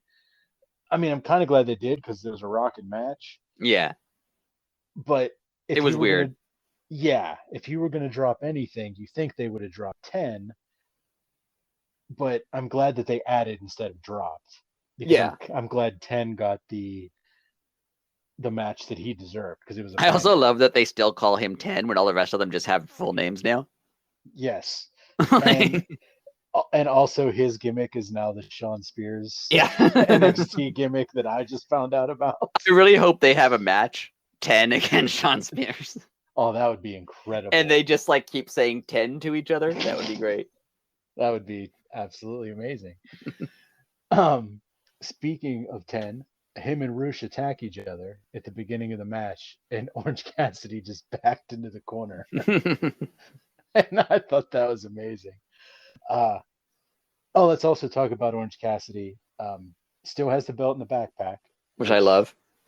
amazing. It is the greatest way to carry a title ever. And I love that they always explain because he doesn't like carrying things. I like because they explained it this week that he doesn't like carrying things. I mean, with his hands, like he'll carry it on his Right, back. He just doesn't like right, to hold it. He doesn't like to hold it in his hand. Like he has something against like holding something in his hand. right. I mean, it is a belt. He could have just wore it around his waist. Right. That would have been like, but no, it's in a backpack. It's incredible. Uh,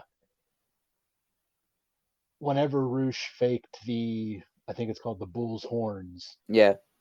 and just ran and kicked Orange Cassidy in the chest. That was gnarly. I don't care what Yeah. anybody says. Like that has to hurt. Yeah. Um, the When Roosh and 10 caught Orange Cassidy after he did the suicide dive and go to choke slam him through the table that didn't break. Oh, I had nightmares. Like my back still hurts. That was it was terrible. Um, we had Danhausen, Of and I course. forgot to mention, yeah, Danhausen was at ringside. Um, Danhausen was trying to revive Orange Cassidy after the table didn't break. Uh, and then out of left field, I think this is going to come into play later. Did you notice that Jose the assistant saved 10? Yes. I, do you think they're going to use that to their advantage to try to get 10 to join Yeah, I could see the that. I mean, the LFI? they'll play it off as like, oh, we know we wanted Roosh to win the match, so we were trying to. But yeah, I could see them being like, see, if you were with us, then we could do that Yeah, for you all the time. yeah, Yeah. where was the Dark Order? Right. You know, yeah. Oh, that's and then Danhausen, boom, punch to the groin on Jose the assistant. I love these little Danhausen moments that we've been getting. Yeah, they're great. They're so great, and he's obviously just fun, but it's so fun to see him every week, and it's entertainment. Yeah, it's It's entertaining. Everyone loves him. It's just like it. You know, he's not trying to be anything other than Danhausen. Like he's not trying to right, be serious. He's Danhausen. He knows he's like the 2 minute joke part of the right, show, and it's funny. and people could say what they want about him, but if it's obvious when you see people complain about him on the internet, they've never watched 1 second of what he Right. does Right. because that's all it takes is Yeah. 1 second and you're in I mean, and it's you like get Orange it. Cassidy. Like he seems ridiculous if you've never really seen him. Yeah, Right. yeah, Like the little kick thing and the hands in his pockets. Like it seems stupid, but it's actually really funny and entertaining. yeah. And hey, more power to Danhausen. The less For he sure. has to do, the longer we get Danhausen. Right. He like barely has to wrestle and Right, he gets to be on TV all the time. So good for him. right. Uh, Roosh took control after the whole Danhausen thing until 10 almost got the pin, which Roosh had to break up, which kind of negated the Right. save by Jose. But Right. whatever. Uh, Orange Cassidy hits the beach break, clean pin on. I think he pinned 10. I apologize. I didn't write it down, but I think that's who he pinned. And what a match! What a week! Uh, it was just all around good fun. Yeah, it was great. And I mean, AEW just did. Dynamite before the Hangman injury was like an Yes. all-time great episode of Dynamite. Like it was, if that show had ended the way that it was supposed to end, that would have been one of the best TV wrestling shows I've seen in a while. And then Absolutely. Rampage was just fun. Like it was not, there was no like Right. serious big matches, but like it was just fun. Like fun stuff happened. The Acclaim were there, Danhausen was there, Jade was there. Like it was just fun. Now, my question for you, do you think they tried something special on Wednesday to make up for like the unfortunate ending they had?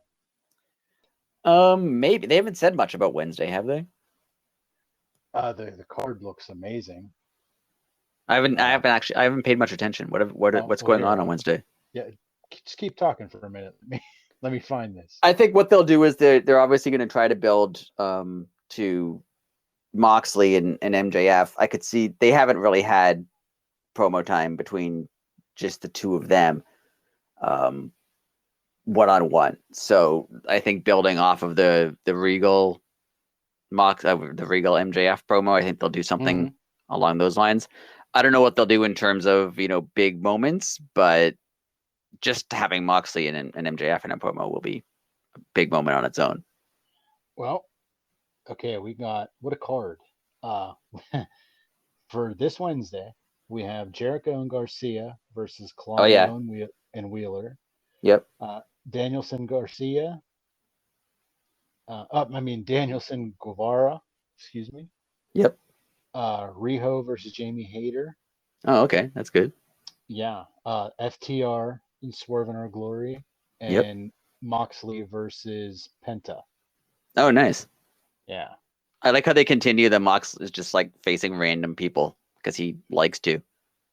Yeah. He decided he wanted to be open challenge, and for some That's reason the cool. internet has a problem with that. Like, I mean, then win the title yourself and say it's not open challenge The anymore. internet I have don't. a problem with something that's new.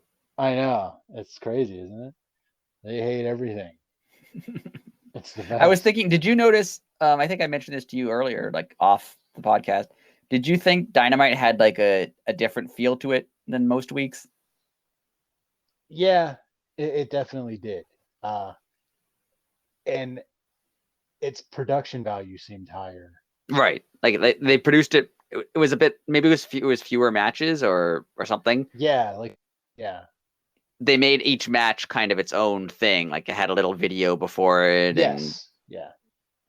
I liked it.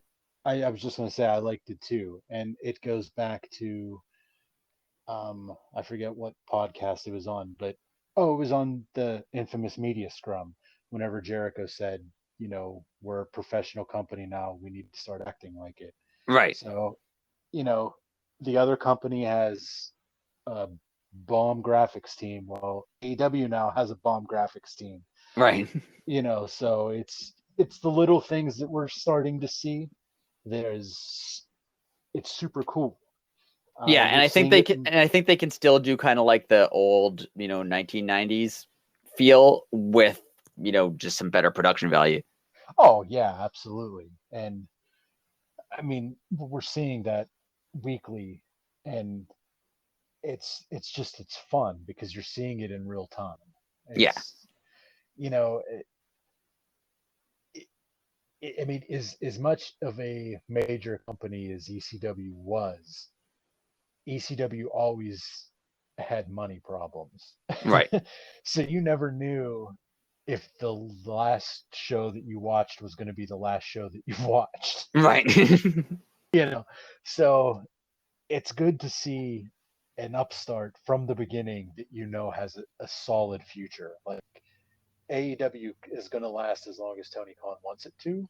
Right. I Even mean, if I could see even like the only way it would possibly fail is if they just lost all their TV slots. But because of the right. way the internet works now, I mean, that necessarily wouldn't even kill them because they could have a show on the internet.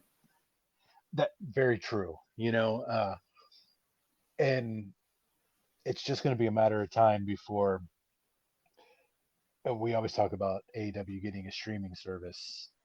If they would score that or score part of HBO Max or something, would they really even need TV? Honestly, Right. I mean, you know, from that point on, I mean, unless, I mean, there are people. I mean, I'm in this group myself because it's the first thing I thought of is, and if unless they would run Dynamite live from the streaming service, there would be no need for cable. But Right.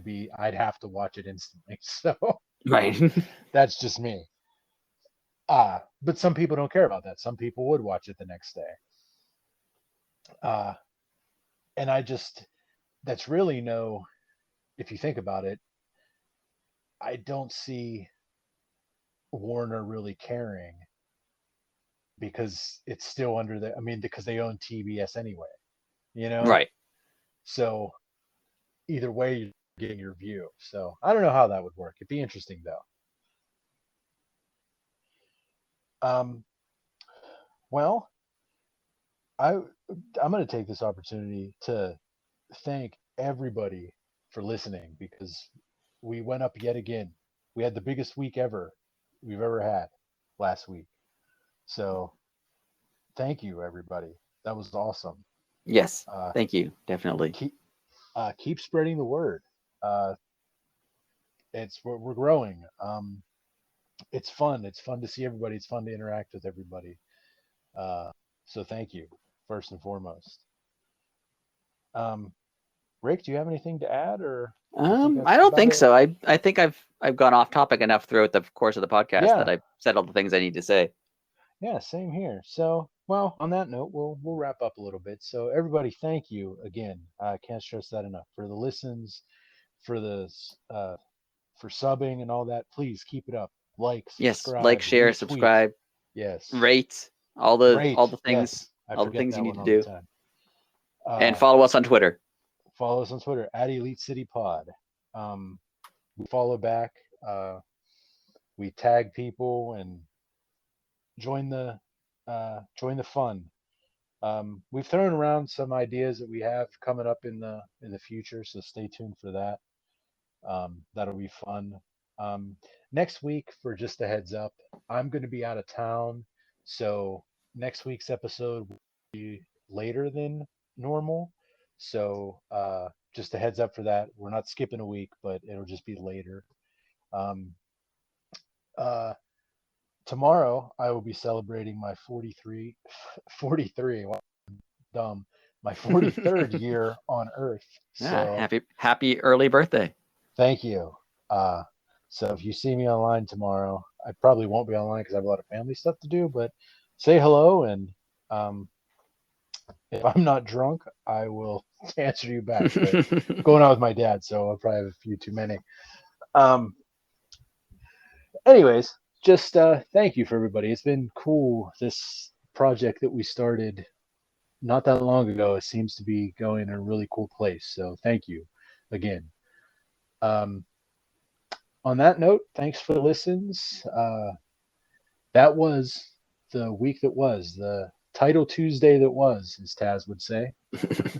um, Thank you again, and happy Halloween. Enjoy the holiday. Watch Halloween Ends because it's better than everybody says it is, and don't listen to the reviewers. And on that note, we'll see you next week. Later.